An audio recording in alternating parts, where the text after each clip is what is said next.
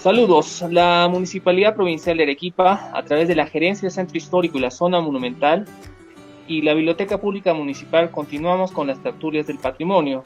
En esta ocasión, nuestro invitado es el historiador Felipe Mario Zapata Delgado. Él es actual docente de la Escuela Profesional de Historia y director de la misma. Ha realizado investigaciones en torno a la educación, el ambiente, la interculturalidad y políticas sociales y cultura.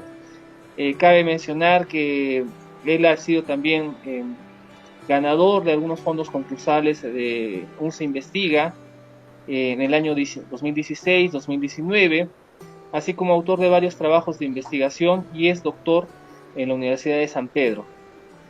La entrevista va a girar en torno a la entrada de capo, una actividad que se celebra mayormente en Arequipa en las fiestas de agosto, pero que como fenómeno y actividad social ocurre a lo largo del año y coincidentemente en fechas que están relacionadas al solsticio de invierno y otras actividades también relacionadas a la gastronomía. Esta explicación la dará más a cuenta el profesor Mario Zapata. Doctor Mario Rommel, lo dejo en la conducción desde este momento. Adelante. Muchas gracias, Gonzalo Gómez. Bienvenido, Mario Zapata Delgado, historiador y actual director de la Escuela de Historia de la Universidad Nacional de San Agustín. Nuestro invitado, como ya ha sido presentado, es autor de este libro, La entrada de capo en Caima, que es un estudio en realidad singular, ¿no? Que no se había hecho hasta el momento de la publicación de este libro, de modo que constituye un aporte muy significativo al tema antropológico, cultural e histórico de Arequipa y sobre todo de las fiestas de Arequipa con motivo de su fundación española. Bienvenido, Mario. Muchas gracias por la invitación y gracias por tus palabras, Mario Rommel. Y acá ya no a iniciar una conversación, un diálogo respecto de la temática que has planteado. Gracias a ti más bien. Bueno, me gustaría comenzar mencionando, siguiendo el guión de tu libro, Mario, que hablas primero de la vinculación que existe de la entrada de capo de esta fiesta, ¿no?, tradicional que hoy conocemos, pero que se remonta a la época prehispánica, continúa en la época colonial y llega a nosotros en lo contemporáneo, a la época republicana, pero que esta entrada de capo estaría, digamos, condicionado a aspectos como el comercio, el arrieraje y los caminos. ¿Cuál es la vinculación, ¿no?, que existe entre los orígenes de esta expresión, hoy día, esta expresión cultural, como la entendemos hoy en día, ¿no?, que forma parte ya de la identidad y de la representación, ¿no?, en las fiestas de Arequipa? ¿Cuál es la vinculación con el comercio, el arrieraje y los caminos? Sí, es muy interesante esto, ¿no? Todavía no vamos a ingresar más o menos a los orígenes prehispánicos de esta tradición, pero sí, ¿no? En el ámbito colonial se considera que aquellos que se dedicaban al arrieraje y trasladaban productos de una zona a otra zona, generalmente de la zona valle a la zona interandina o subalpina, era necesario que existieran diversos lugares para poder hacerse de agua, de descanso, ¿no? Los famosos tambos, ¿no? Tambo de Ají, tambo del Inca. Acá en Cañaguas hay 2 tambos que están fuera de la vera de la carretera, y se hacían de los elementos necesarios para poder llevar las mercancías, ¿no?, por estos caminos hacia el Colca, hacia Puno, hacia el Cusco, etc. Pero ¿qué sucede? Se considera de que simplemente se dedicaban con sus recuas de mula, de llamas, al arrieraje. Y se ve, como hemos visto a partir de lo que Sempat plantea, se ve un intercambio comercial bastante fluido. Pero esto no queda allí, sino que el llamero, el arriero, básicamente se convierte en un vaso intercomunicante, no solamente de especies, sino fundamentalmente de cultura. ¿Por qué? Lo sucedido en Arequipa es llevado rápidamente por todo el camino por estos arrieros. O sea, es una especie de prensa, de periódico, es una especie de noticiario, ¿no? Y como en las zonas en las cuales acampan, en estos largos recorridos, ¿qué sucede? No solamente existe una situación de intercambio de productos en las diversas zonas antes de llegar, por ejemplo, a la zona Collagua, antes de llegar al Cusco, antes de llegar al Puno, sino que existe una estrecha relación de amistad con estos personajes que están atendiendo estos tambos, dejando las noticias y a su vez asumiendo las formas de conductas y de vidas, ¿no? Hemos detectado en varios documentos de la época que, por ejemplo, terminaban en matrimonios estos arrieros con personas, no precisamente diré de la zona Collagua, sino de estos tambos. Entonces se convierte en un potente irradiador de cultura. Entonces, justamente, perdona que te interrumpa, Mario, me gustaría, ¿no? Me gustaría preguntarte acerca de esta relación, ¿no? Que tú has explicado muy bien de los arrieros, el comercio, ¿no? Entendemos que el comercio de la región surandina, pues, era realizada por los llamados arrieros y eran las llamas, las mulas, ¿no? Los medios de transporte de las mercancías que llegaban, se movilizaban del interior, ¿no? Hacia las ciudades como Arequipa, por ejemplo, ¿no es cierto? Donde teníamos los tambos, como el tambo La Cabezona, por ejemplo, ¿no? Y el tambo Casa Rosada, la Casa Rosada también, y otros que tú mencionas en tu libro, y que a la fecha los podemos ver, ¿no? Ya restaurados, en donde llegaban estos comerciantes para vender los productos o hacer intercambios también de productos, pues, dependiendo de la época. Pero al mismo tiempo, cuando evocamos la entrada de Capo como una fiesta tradicional celebrada en las vísperas del aniversario de Arequipa, pues nos preguntamos seguramente qué significa Capo, qué es el Capo. Bueno, muchos de los arequipeños y los que vivimos acá sabemos que el Capo antiguamente era utilizado para justamente provocar calor, ¿no es cierto? Provocar calor, claro, y poder preparar alimentos, etcétera. Pero, ¿cuál es la vinculación que existe entre el Capo, los arrieros y la fiesta religiosa, que es como originariamente aparece esta costumbre, esta tradición que, como tú lo planteas en tu libro, primero estaba asociado a la fiesta religiosa, es decir, a las fiestas patronales que se realizaban en los pueblos, ¿no?, tradicionales de Arequipa y de otras regiones del país.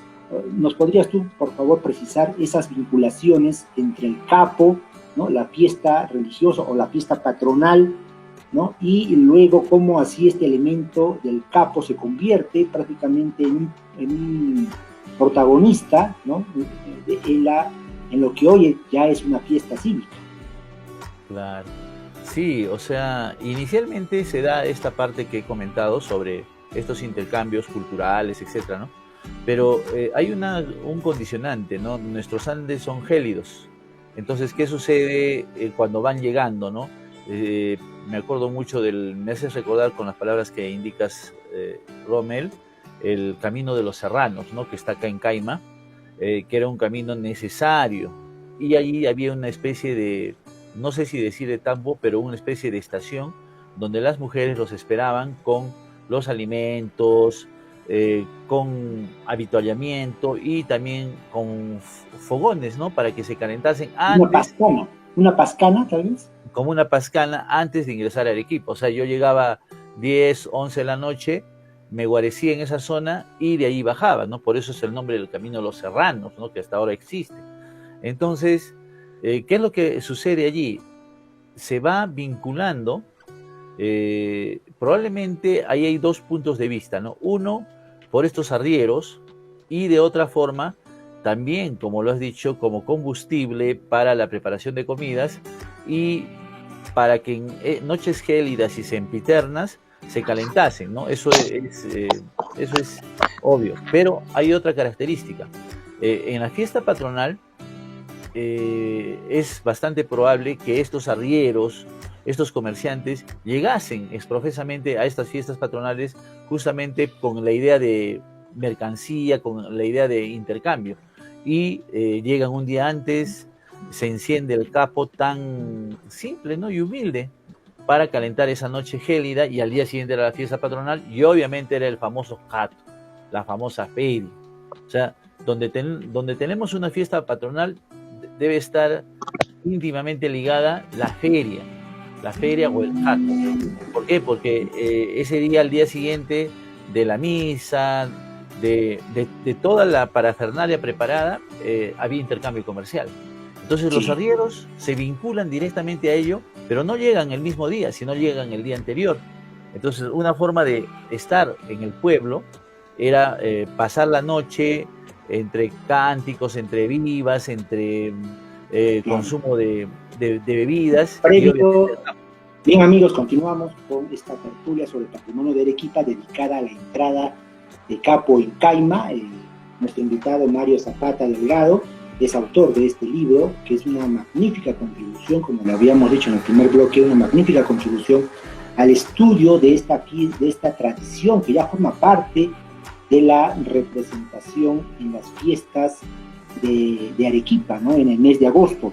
Y justamente en el primer bloque, nuestro invitado, el historiador Mario Zapata, nos había contado, ¿no? Un poco los orígenes acerca de esta entrada de Capo y la presencia de los arrieros en las vísperas de las fiestas patronales que se realizaban en las zonas rurales o en los pueblos tradicionales próximos a la ciudad de Arequipa, pero también en otras regiones, y que esa era una circunstancia en la que el capo servía para, digamos, calentar, pues, ¿no? A los viajeros, en este caso a los arrieros y a otras personas que en las vísperas iban a participar de la fiesta patronal. Pero es así como él nos propone en su investigación, que surge, va cobrando forma esta fiesta, esta tradición, que luego se une, ¿no? Él propone una unidad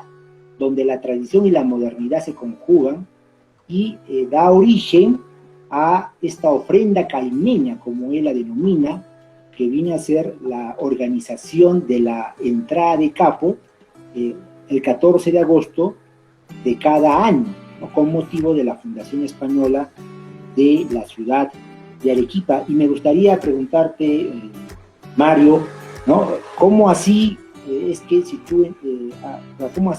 esta fiesta de ser fiesta patronal pasa a ser, o sea, de formar parte, de ser parte como un elemento de la fiesta patronal, la entrada de Capo, pasa a formar parte de una fiesta cívica, ¿no? A partir de 1981, y qué circunstancias son las que justamente permiten esa incorporación de esta tradición como parte identitaria también de Arequipa.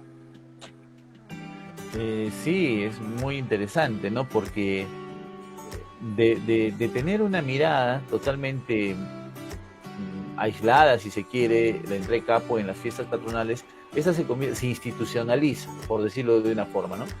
Se institucionaliza en términos de que, como hemos estado conversando, Villalobos Ampuero hace la invitación a los diversos gobiernos locales de la región para que mostraran lo típico, lo colorido, ¿no? de sus costumbres o tradiciones que tienen ellos, y puede ser una especie de apajata, si voy a utilizar un término quechua, para la Virgen de la Asunción, y obviamente para el día central, que es propiamente el 15 de agosto. Entonces, quienes cumplen con este cometido básicamente son dos distritos, el distrito de Caima y el de Socabaya, inicialmente, ¿no? Y de Caima, no tanto. En el estudio que hemos hecho, es la caima baja o la caima media, sino es la caima alta, la caima periurbana, ¿no? Y haciendo los concursos en el año de 1982-83 al interior de Caima, de esta zona periurbana, básicamente la Villa Continental es la que va a ganar por su generosidad en los bailes, la generosidad en cuanto a la vestimenta, etcétera, a nivel de este concurso que se hizo y se hizo la presentación el día 14. Pero qué interesante aquí, ¿no? Analizar la institucionalidad, la formalidad o la formalización de una fiesta, ¿no? Entonces, pero esto es muy interesante para la historia y para la antropología, porque de ser solamente caperos, y eso envuelve a la banda de caperos, luego envuelve a los mojigangos, a la entrada de ceras, etcétera, todo un componente bastante grande que tiene hoy día la entrada de Capo Caimeño y las otras entradas que se están haciendo, visibiliza, ¿no? Esto lo habíamos conversado con otros amigos, creencias, tradiciones y costumbres que no se ve en el 15 de agosto marqueteado. Claro, justamente sobre particular me gustaría preguntarte, ¿no? Una lectura que también podríamos hacer de esta invitación que inicialmente formula el alcalde José Villalobos Ampuero, que a propósito fue el primer alcalde de izquierda elegido en la ciudad de Arequipa, ¿no? Eso fue noticia mundial en su momento, ¿no? Y tal vez esta convocatoria haya sido una posibilidad para aperturar con un carácter más, digamos, yo diría inclusivo, ¿no? Las tradicionales fiestas de Arequipa que se caracterizaban fundamentalmente por mostrar estampas, ¿no? Más de la ciudad, de la parte de la tradición española, ¿no? que tiene Arequipa también, por supuesto, ¿no? Pero al haber incorporado esta nueva tradición, ¿no? que ya venía de la época prehispánica, hispánica, pero que tenía un carácter marginal, ¿no es cierto? Podríamos decirlo, estaba un carácter marginal y además estaba más vinculado a lo rural, no a lo urbano, sino a lo rural, fundamentalmente, a lo rural. Quiere decir que se entrelaza lo rural con lo urbano, podríamos también proponer eso, ¿no? O sea, se entrelaza lo rural con lo urbano y de esa manera las fiestas en ese momento cobran otra dimensión, ¿no? Me parece, cobran otra dimensión, una dimensión de mayor apertura, más inclusiva y que también reproduce otros aspectos, ¿no? de la vida no solo de la ciudad, sino también de los pueblos tradicionales de la provincia de Arequipa, o de la provincia de Arequipa, yo diré, porque recién en el año 2000, como tú sabes, ¿no? hay un pasacalle regional que se institucionalizó también en el siglo XXI y que tiene otra dimensión igualmente, ¿no? que tiene la visión, y que tenía la visión de hacer de las fiestas de Arequipa no solo una celebración de la ciudad, sino un festejo de otras, o sea, que se incorporen otras tradiciones de otras ciudades y provincias de la región, ¿no? Uh-huh. En esa medida, sí, claro, en esa medida, ¿cómo es que se replantea y se reconfigura, por ejemplo, la identidad arequipeña y sobre todo lo que tú denominas la representación, ¿no? en el imaginario de esta fiesta, que es una fiesta jubilar, una fiesta cívica, la del aniversario de Fundación Española de la ciudad de Arequipa, a partir de 1981. Claro. Básicamente existe, hay que diferenciar, ¿no? Hay unas cosas que son muy importantes que manifiestas. Primero, el de ser eminentemente periurbana. No está la caima tradicional, ni la caima moderna, si se quiere, donde están los bancos, etcétera, ¿no? Sino es eminentemente de las zonas periurbanas de Caima, ¿no? Que en ese tiempo era Bolognés y Buenos Aires y todo ello. Eso en primer lugar. En segundo lugar, una cosa que hay que ser muy claros es que la fiesta, la entrega de Capo se humaniza, ¿no? Es eminentemente humana y es una agencia, o sea, es el querer mostrarse como ser humano, tanto varón, mujer, en unas danzas, en unas coplas, etc. Y en esencia, esto va a sonar como que una bofetada, hay un desconocimiento total del significado y el valor de la entrada de capo dentro de los mismos bailantes, dentro de las mismas comparsas. Entonces, las agencias, el saber mostrarse, el saber usar sus recursos, el saber usar los medios, terminan siendo más importante en un cliché que se llama entrada de capo. Pero lo interesante de esto es que visibiliza a partir de esta entrega. Por ejemplo, hay una comparsa que es para el acayote, hay otra comparsa que es para la picantería, hay otra comparsa que es para los cirios, hay otra comparsa para la lecherita, hay una entrada de capo de mulas y sus caperos, hay banda de caperos, hay mojigangos. Entonces, en esencia, tomando en cuenta estos dos elementos, que de pronto la señorita o el varón que está danzando, poco o nada está involucrado en el capo en sí, en la entrada de capo como fiesta institucional, como fiesta pre-aniversario, ¿no? Pero da de sí mismo porque es una forma de mostrar el cuerpo, es una forma de mostrar el ser humano en esa faceta de baile, de música, en los repiques entre caperos, entre las guitarras de una zona con otra. Pero eso es lo que ha pasado en 1981, 90, al 2000. A partir del 2000, como bien lo señalas, Mario Romel, hay cambios profundos, ¿no? Cada alcalde va involucrando elementos culturales diferentes a los otros años, ¿no? Tan es así que en el 2011, el 2012, se hizo lo que jamás se vio, es básicamente el famoso pago a la tierra. Se buscó a un maestro y se hizo el pago a la tierra en las faldas del Chachani, ¿no? Por cabrería se hace un pago a la tierra, con toda la usanza, ¿no? Con toda la usanza del pago a la tierra, donde se toma en cuenta todos los barrios, si se quiere, de Caima, y se hace este pago al Apu Misti, al Apu Chachani, al Apu Pichu Pichu, y con toda la parafernalia respectiva. 2 años después entra otro alcalde y desaparece esa parte que habían introducido en la entrada de capo. Bien, diciendo que solamente tenían que tincar, ¿no? Y la otra figura, permíteme terminar, era que en esos años, cuando hago la investigación 10, 11, 12 hasta el 13 más o menos, se traían las llamas de la pulpera. A partir del 13, 14, ya no, solamente eran mulas.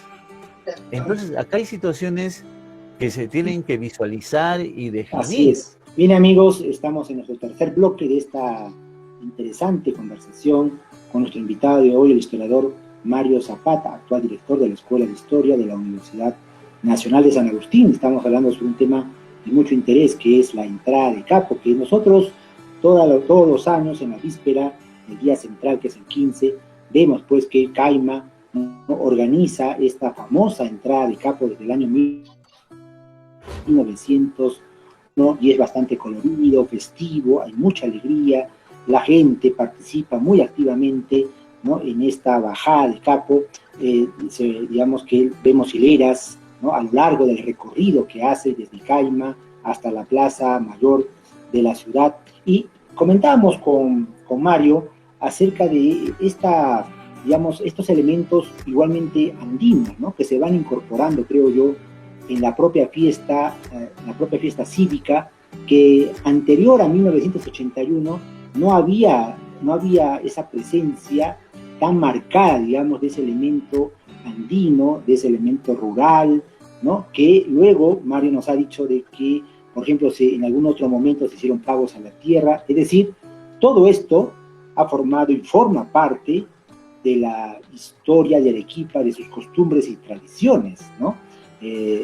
Han sido pues algunas autoridades que han hecho estos matices a esta fiesta tradicional de la Fundación Española, sumando esta nueva tradición que sería la entrada de capo. Y sobre el particular, Mario, hemos hablado de unos actores que son muy importantes también en esta tradición, que vienen a ser los llamados caperos, ¿no? Los caperos, claro, los caperos y las coplas también. Me gustaría que nos puedas compartir con todos los amigos que nos siguen qué rol jugaban los caperos, desde cuándo los caperos tenemos noticia, registro de ellos en nuestra ciudad. Eso es muy interesante, ¿no? Según Carpio Muñoz, lo que él define en su libro o en su diccionario de arequipeñismos, parte sobre todo de aquellos soldados, ¿no?, del ejército que han sido dados de baja y que con instrumentos muy humildes sacan entonaciones, sacan música y van haciéndose parte de esta fiesta hace mucho tiempo, y se les denomina caperos justamente por esta sinfonía un poco difusa, un poco triste y un poco venida menos. Yo estoy en parte de acuerdo con esa idea, pero no en su totalidad. Si nosotros revisamos los escritos de Flora Tristán, vamos a encontrar músicos allí, en los carnavales de Arequipa, y que utilizan otro tipo de instrumentos, también muy humildes, muy sencillos. Entonces yo no podría en este momento decir que el capero nace después de la baja militar y que son los que van a formar y van a sacar en instrumentos bastante ordinarios o burdos esta música del capero, sino me iría un poquito más atrás, al siglo XIX, tomando en cuenta algunos documentos que se han encontrado en los carnavales de Arequipa. Porque si te das cuenta, Mario Rommel, vamos a darnos cuenta, vamos a analizar de que la gente que está en la entrada de capo es la gente que está en el carnaval. La gente que está en el carnaval está en la otra fiesta patronal de Paucarpata. Esa gente que está en la fiesta patronal de Paucarpata está en Socabaya.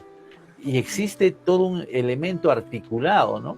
Entonces, en esencia, me parece que Flora Tristán no se equivoca cuando hace una descripción de un carnaval en 1830, con figuras muy similares al capero que señala Juan Carpio Muñoz para el siglo XX. Entonces tendríamos que tomar en cuenta ello. O sea, como la historia es tan dinámica, tan dialógica, tan multicausal, no podríamos decir esto nace aquí, ¿no? De un lado. Y de otro lado, el capero, hoy día ustedes saben, ¿no?, hay una víspera, y en esa víspera, que es la víspera de la entrada de capo, ya se ha totalmente redefinido, ¿no? Tenemos N canciones, N grupos. O sea, si queremos definir como lo propio, lo autóctono, lo originario, ya no, o sea, sería tonto pensar, ¿no?, en pleno siglo XXI, de que exista una tendencia a lo original, a lo propio. No. Ahora los caperos te hacen música y todo. Siguen con el nombre caperos y tienen instrumentos, lo último que existe, ¿no?, en cuanto a la música, y te tocan de todo, desde una pampeña, desde una polca, de una guaracha, hasta una cumbia, una salsa, un reggaetón, allí, en esa entrada de capo, ¿no? Entonces... Claro, efectivamente, como tú bien dices, la tradición es dinámica, no es estática, ¿no? La tradición no se mantiene igual con el paso del tiempo, porque se van incorporando nuevos elementos en función también de las nuevas circunstancias que las ciudades van atravesando, ¿no? Y en esa medida, Mario, en esa medida la entrada de capo como tradición, ¿cuánto representa de la identidad arequipeña? O sea, cuando hablamos de identidad arequipeña, pues hay muchas tesis y posturas al respecto, ¿no? Pero muchos coinciden a hablar de una identidad mestiza, ¿no?, de una cultura mestiza de Arequipa, como propone el doctor Eusebio Quirós Pasoldano en una tesis largamente desarrollada, ¿no? Si hablamos de cultura mestiza, el hecho de haber conjugado lo rural con lo urbano, lo andino con lo occidental, la tradición con la modernidad, ¿no? Podríamos reconocer que estamos, al haber incorporado esta tradición de la entrada de Capo a partir de 1981, se ha configurado una identidad un tanto más integral que la que teníamos antes del año 81, por lo menos desde el punto de vista de la representación del imaginario. Yo creo que sí, o sea, estás en la posición correcta, ¿no? En la posición más coherente. Identidad no supone el pasado, ¿no? Identidad arequipeña no supone el ayer. El ayer es la sumatoria de todos esos elementos en un hoy, y cómo el hoy, el personaje del hoy, hace parte de esos elementos culturales, y cómo él define su mañana, ¿no? La identidad básicamente nace bajo una ecuación que significa: nosotros somos así y tú que eres el otro eres de otra forma. Yo tengo identidad a partir del otro que tiene otras características. Entonces yo soy peruano, yo soy arequipeño porque tengo esta forma, ¿no? No soy chileno porque justamente tú eres el otro. La identidad nace como una negación de lo otro, ¿no? Eso en primer lugar. Y en esa medida, redefinir las identidades es fundamental. O sea, desde mi punto de vista, yo no entiendo por qué se busca el purismo, ¿no? Por ejemplo, cuando hicimos el expediente, que les comento a manera de anécdota, para que el Capo sea declarado Patrimonio Cultural de la Nación, el primer elemento que todos buscaban, ¿no? El gobierno regional buscaba eso, era encontrar la pureza, ¿no? Y eso es una forma un poco sesgada de la verdad, ¿no? Entonces, los mismos amigos en el 2016-17 con quienes conversé de la Municipalidad de Caima, habían redefinido totalmente la entrada de Capo del 10, del 11, del 12, del 13 que yo trabajé. Ya era otra cosa, ¿no? Que no hay esto, no hay este tipo de música, no hay... como sabemos, Caima está poblado desde tiempos sempiterno por los collaguas, ¿no? No hay música collagua, no hay el huititi, no hay tal, no hay el zaratarpu, un montón de cosas, ¿no? Entonces, ¿por qué? Porque hay una visión de la municipalidad, en este caso, porque es la que se encarga de organizar, muy sesgada de lo que se entiende por identidad. Y hoy día quienes hacen la entrada de Capo ya no es tanto solamente la parte alta, sino quienes se han apoderado ya de pronto es el pueblo tradicional. Estamos hablando de La Tomilla, de Aceque Alta, Carmen Alto, justo ese sector es el que se han empoderado de la entrada de Capo, ¿no? Y a partir de ellos gira todos los demás elementos, ¿no? Entonces, yo pienso que una forma, para mí eso es muy importante y por eso que continúen estos estudios, de ver los colores de Arequipa desde el punto de vista de una historia cultural o una antropología cultural, es la entrada de Capo, porque te muestra un sinnúmero de colores, un sinnúmero de hechos y tradiciones que en algún momento fueron hechos cotidianos en Arequipa.